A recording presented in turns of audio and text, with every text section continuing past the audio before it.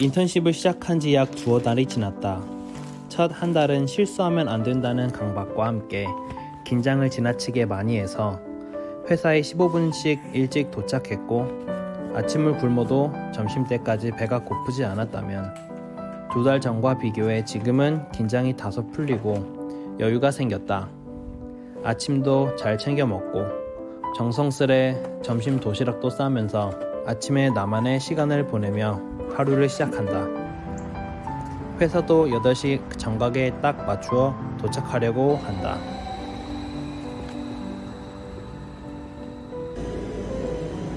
두어 달 정도가 지날 무렵 나의 인턴 생활에도 큰 변화가 있었다. 사내 직원분들과 친분도 쌓이고 일하는 책상도 내 자리 같은 느낌도 더 많이 나고 가끔은 나도 옆에 직원들처럼 사내에 카페 가서 커피 음료도 주문해서 마셨다.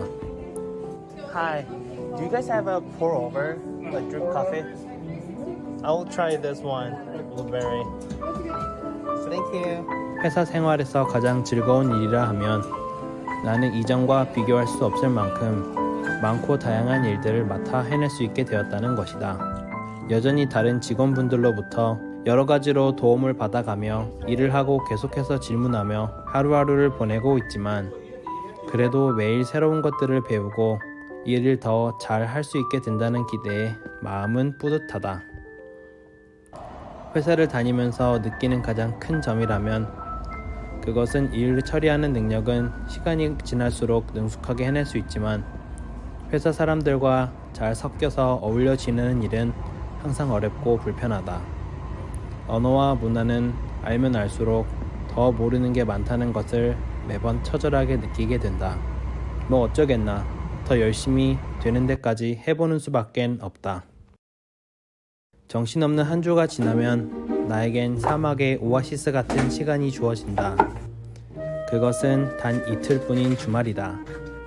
소중한 나의 주말은 평일과는 다른 의미로 밀린 집안일과 장을 보는 일, 그리고 밥을 챙겨 먹는 일로 바쁘고 분주하다.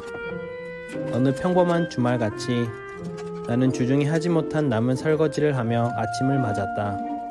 40분간의 기나긴 설거지를 하는 시간 동안 나는 누군가의 유튜브 채널에 들어가 그분이 올린 캠핑 영상을 시청했다. 비록 나의 육체는 뜨거운 물과 함께 열심히 노동을 하고 있지만 세상 어딘가에 즐거운 시간을 보내고 있는 사람을 보고 있으면 간접적으로나마 나의 마음과 정신에 작은 쉼을 느낄 수 있었다. 나의 현재의 시점과는 상관없이 스크린으로 세상을 볼 수 있는 이런 나에겐 유튜브는 작은 선물과 같다. 설거지가 끝나고 나는 일주일 동안 방치한 바닥 먼지 청소를 했다. 일주일간 쌓인 먼지를 보며 과연 나의 폐와 기관지는 무사한지 걱정이 되었다. 바닥을 모두 청소한 뒤 나는 빨래를 챙겨 아파트 지하실로 향했다. 우리 집 집안일에 있어서 나름 가장 힘들고 번거로운 일은 빨래를 하는 일이다. 지금 사는 아파트의 가장 아쉬운 점을 뽑자면 그것은 가정마다 세탁기가 없고 8개의 세대주가 한 세탁기를 함께 사용해야 한다는 것이다. 이곳으로 이사를 올 무렵 라미는 이곳의 빨래방이 마치 영화 속의 범죄의 현장처럼 으스스하다고 무섭다고 도저히 혼자선 내려갈 엄두가 안 난다고 했다. 그럴 것도 한 게 우리 집 빨래방은 뭔가 더럽고 공기는 축축한 게 기분이 아주 안 좋은 곳 같았다. 하지만 나에겐 선택의 여유는 없는 듯하다. 나는 빨래를 하기 위해 아파트 지하로 내려갔고 나는 빨래를 넣고 시간을 확인한 뒤 세탁과 건조를 하기 위해 방과 지하실 사이 계단을 오르내리기를 몇 번을 반복했다.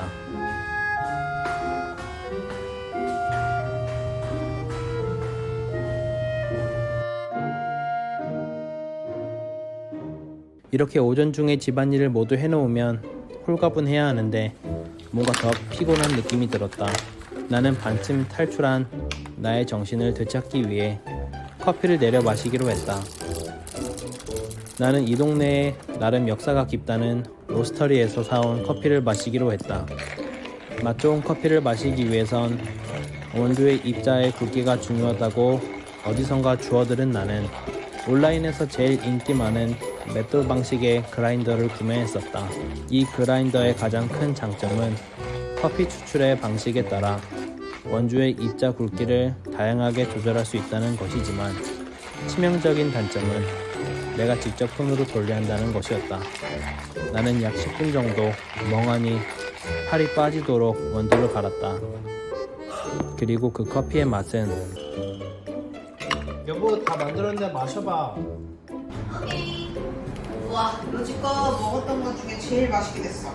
제일 맛있어? 완전 새거 장난 아니야. 오케이. 만족스러웠다.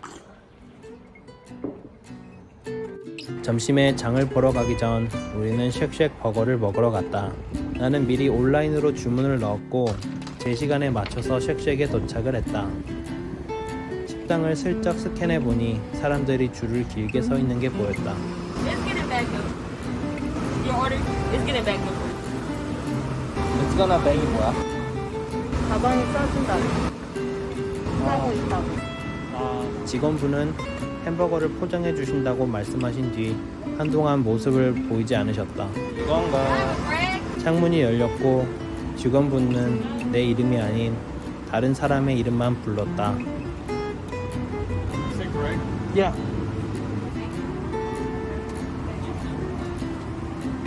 그 후로 30분이라는 시간이 지나도 우리의 햄버거는 나오지 않고 나는 슬슬 짜증이 났다.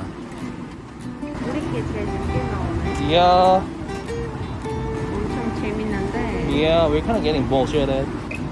아니, 베개 담고 있다면서 왜? 그러니까.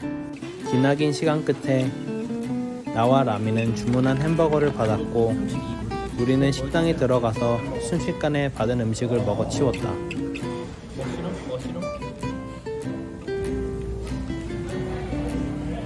맛있게 점심을 먹은 뒤 우리는 코스트코로 장을 보러 갔다. 코스트코의 식료품은 비교적 싸고 양이 많은 편이라 우리는 최대한 집안 곳곳에 식료품을 저장해 오랫동안 아껴 먹자는 전략을 쓰기로 했다. 우리는 냄새가 좋은 복숭아 한 박스, 연어 반마리, 그리고 지방과 살 적절하게 섞인 삼겹살을 샀다.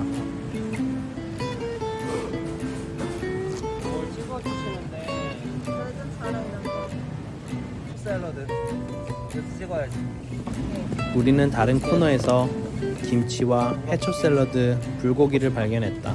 너무 비싸. 너무 비싸네. 얼마에? 한국 사람이 많이 살지 않는 지역임에도 불구하고 한국 식품을 보니 괜시리 기분이 좋아졌다. 마지막으로 가성비가 가장 좋은 탄산수 한 박스를 짚고 우리는 계산대로 향했다. 코스트코 신용카드를 사용하면 1년에 한두 번씩 포인트를 되돌려주는데 오늘이 그날이다. 우리는 포인트가 꽤 쌓여 바로 오늘 사용을 했다.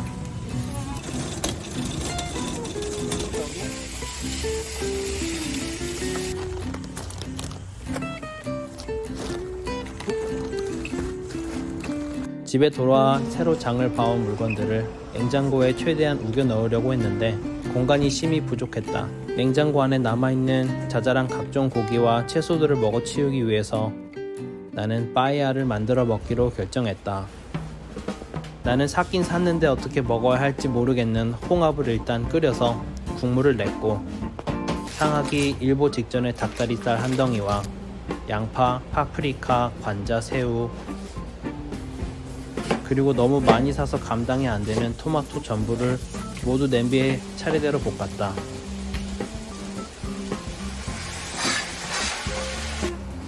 채소가 어느 정도 익었을 때 냄비 안으로 불린 쌀을 넣었고 미리 끓여낸 홍합 국물로 밥을 지었다. 온 집안에 꼬릿꼬릿한 홍합 국물 냄새가 가득 찰 무렵 라미는 밥을 언제 먹냐며 배가 고프다고 했다. 배가 고프구나. 좀만 기다릴래? 내가 금방 갖다 줄게. 몇 시에 먹을 수 있느냐? 한 7시면 딱 먹을 수 있을 것 같은데. 10분? 10분 먹을까? 나도 힘들고 지친 나머지 홍합을 플레이팅하며 빨리 밥을 먹고 쉬려는 생각에 마음이 다급해졌다. 하지만 문제가 발생했다. 우리 집은 쌀을 백미와 현미를 반반씩 섞어서 먹는데 이 중에 현미는 하나도 익지 않았던 것이다. 나는 현미를 더 익히기 위해 올려놓은 홍합을 밥에서 모두 빼내고 국물을 더 넣어 밥을 더 오래 끓였다. 덕분에 나의 빠에야는 더 이상 스페인식 해물밥이 아닌 노란 해물죽이 되었다. 하지만 잔뜩 굶주린 우리는 밥이든 죽이든 가리지 않고 질퍽질퍽한 빠에야도 허겁지겁 맛있게 먹었다. 살짝 지른데 맛있긴 해. 높게 쌓인 홍합 껍데기를 보니 배도 부르고 마음도 부저가 된 느낌이었다. 아, 잘 먹었습니다. 정말 잘 먹었습니다. 이건 좀 오늘 역대급이었습니다. 내일을 위해서 추천해주셔서 감사합니다. 진짜 맛있었습니다. 기가 막혔습니다. 그렇게 오늘도 무사히 잘 지나갔다.